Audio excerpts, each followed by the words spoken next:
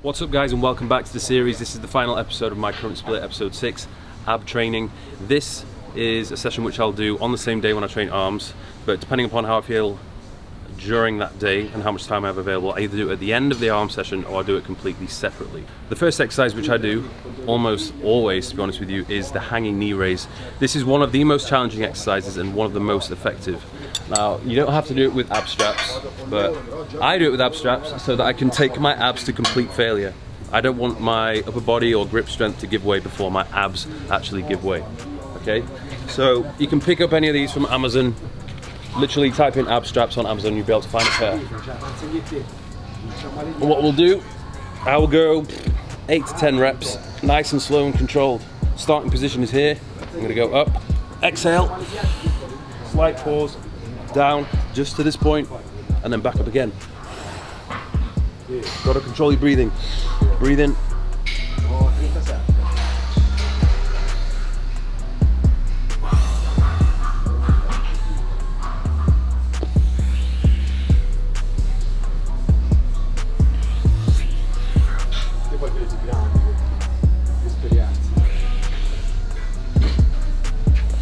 I can guarantee you that the majority of people who try to do this exercise the same way that I did it, with the same control and tempo, they're going to struggle, or they'll only get about 2 repetitions or maybe 3. If you are that person, you have a weak core and you need to get better at doing that exercise. The abs are like any other muscle, okay? You have to apply enough resistance to them in order to overload them and for them to grow, okay?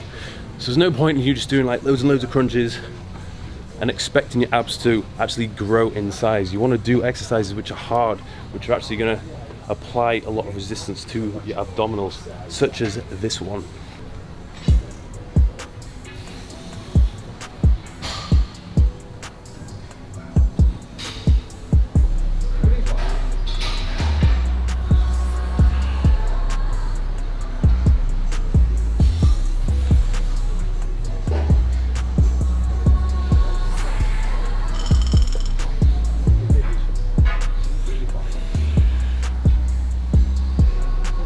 If you want to get good at doing that exercise but you struggle, I'd recommend treating it like a strength building exercise. You're doing that to strengthen your core. So what I would do, maybe just have a target rep range of 2, 3, 4, 5.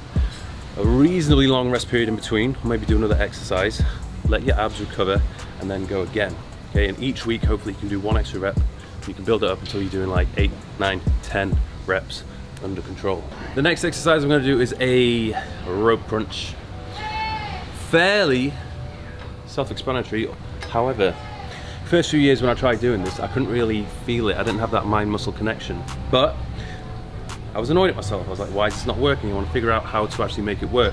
And after practicing, just doing many reps, many sets, I finally figured it out. So if you're one of the people that can't feel that squeeze, that mind-muscle connection, work at it and you will find it.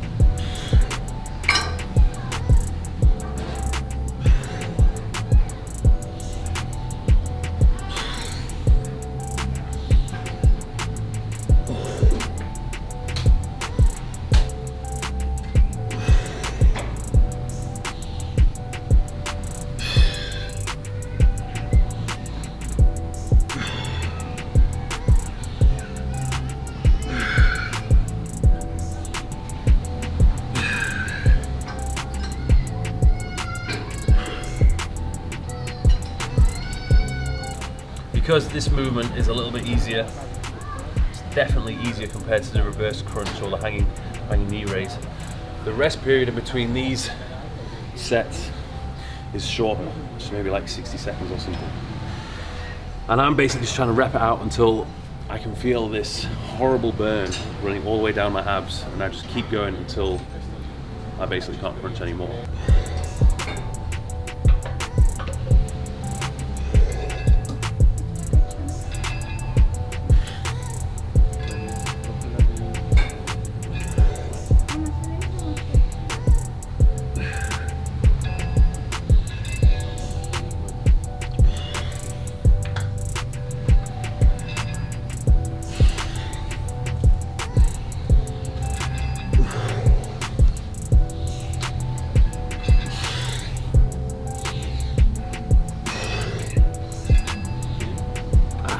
One of the most common questions I get is how often should you train your abs?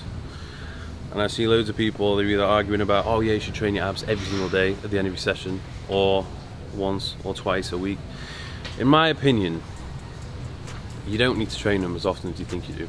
That's my opinion. I think far too many people are worried about training them instead of actually focusing on their diet, right? Everybody has abdominals. All the muscles in your abdominal region are there. It's all about body fat, right? You can't get them showing through if you have too much body fat. You should know that by now. My advice would be just train them once a week, twice a week max. I genuinely don't see the point in you wasting your time trying to train them every single day. The majority of people that train them every single day are the people that actually don't have any decent abs visible in the first place, okay? You ask the majority of people who do have a good set of abs, they're not doing them every day.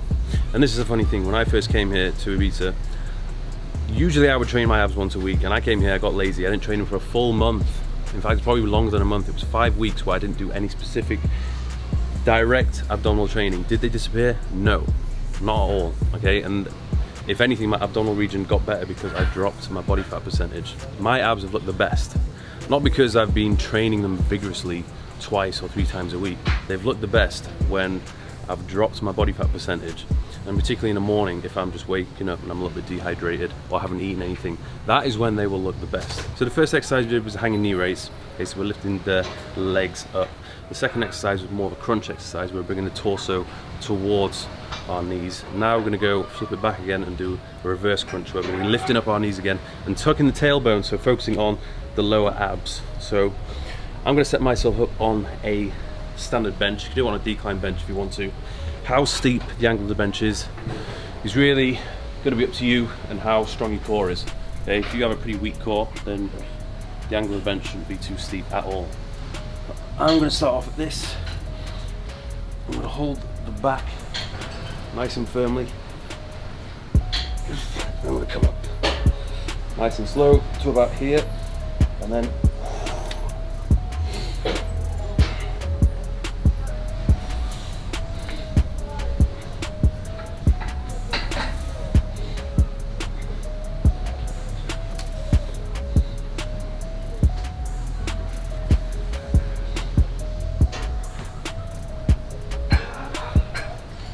that was quite tough. I was probably about 8 reps. I think if I want to do more reps, I definitely have to put the peg down by 1. But I'm gonna have a little bit absolutely thwarted by the hack squat. Because this one is a little bit harder than the rope crunch, I'm gonna have a longer rest period than I did for that one. Maybe about 90 seconds.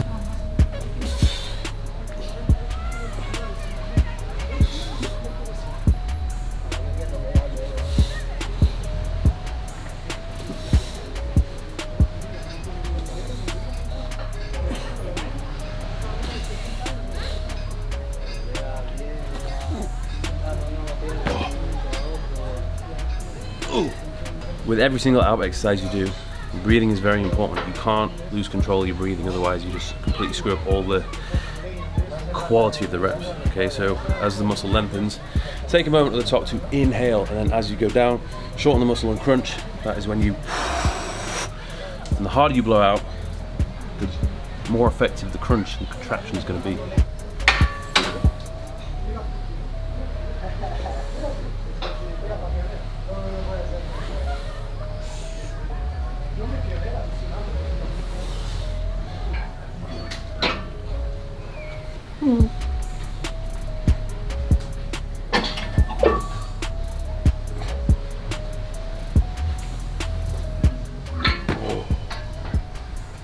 Oh, and that is that. That is the session completed. Just 3 exercises, 4 to 5 sets each. That'll take me about 20 minutes to half an hour. And that is more than enough. Like, my abs are fully fatigued right now. I could do another 2 exercises, but honestly it'd just be a waste of time. My abs are fatigued. There's not really much more force that they can generate, so I'm better off just resting and recovering and focusing on nutrition to try and actually reduce body fat to get them to really show. So that is the ab session complete. That would take me around 20 to 30 minutes max. And I will usually like to do it separate from any other session, because when I go to the gym, I like to just go there and focus on one thing. I don't want to be there for too long. I get bored if I'm in the gym for too long. And more often than not, after I've been in there for 60 minutes, 70 minutes, because my sessions are intense, I am both drained physically and mentally. So for me to have an effective ab session after I've already had a big session hitting 2 to 3 other muscle groups, realistically it's not going to be that effective. So I like to split it up. But you know, I have the freedom to do that because I have all the time in the world to train. Not everyone has that much free time, so you might just have to tie it on to the end of one of your other sessions. But I recommend you do that when you're sort of feeling good and it's not one of your really intense sessions. So, you know, do what you can. I did 3 exercises, that's all I need to do. When I switch up my split, which will be in a couple of weeks time, then I will change up the exercises, do 3 different ones. I'll always kind of do the hanging knee raise, but I'll do a slight variations where I sort of tuck the knees to the side to hit more of my obliques, and then I might do like an ab roll out and another variation of a reverse crunch. But like I said before, it really is down to diet and body fat percentage as to how visible your abs are. My split overall, as I've mentioned before, it's 3 days on, 1 off, 3 days on, 1 off, and a typical split would usually last me between 4 to 5 weeks. If I'm enjoying it and it's working, I'm seeing improvement, then I might do it for a little bit longer. If I'm getting a little bit bored with it and I feel as though I need something more exciting to do, and maybe there's other muscle groups that I need to sort of prioritize and focus on, then I change up that split. And what I tend to do just before changing up the split is I'll do a deload week. I will talk more about deload weeks in another video because that's quite an interesting topic, and a video I haven't really done or spoken about too much in detail. So yeah, when it comes to deciding another split, then I'll just look at my body, look at my physique, and I'll just think, right, okay, what do I need to focus on more the next time round? One thing which I've not mentioned yet on any of the other videos is that I am making a note of all the weights which I'm lifting. It's very important that you do this so you can actually track your progress, and you know when you come to doing the next session the weights which you've lifted before and how you can improve upon that. Okay, one of the best ways to progress and overload the muscles is just to lift more weight, but obviously for some exercises you can't always do this. Isolation exercises you might struggle, so if you can't increase the weight, then try to increase the stress in another way. All right, whether that be improve mind muscle connection, doing more reps, doing more sets, and pushing harder than you did the week before. I hope you've enjoyed this little series. I may do one in the future. If you haven't seen all the other videos, I'd definitely recommend you check them out. The leg video is definitely up there, but I think some people can't view them due to copyright issues, but hopefully that will be resolved fairly shortly. I think people in Denmark are struggling to view that one, so sorry for all those people in Denmark who can't watch the leg video. It really was a great video, so you are missing out. Just use a VPN to watch it. All my training programs are on my website, www.mikethurston.co.uk. If you want to follow some training programs for yourself, give it a thumbs up if you enjoyed this video, and I will see you guys very soon.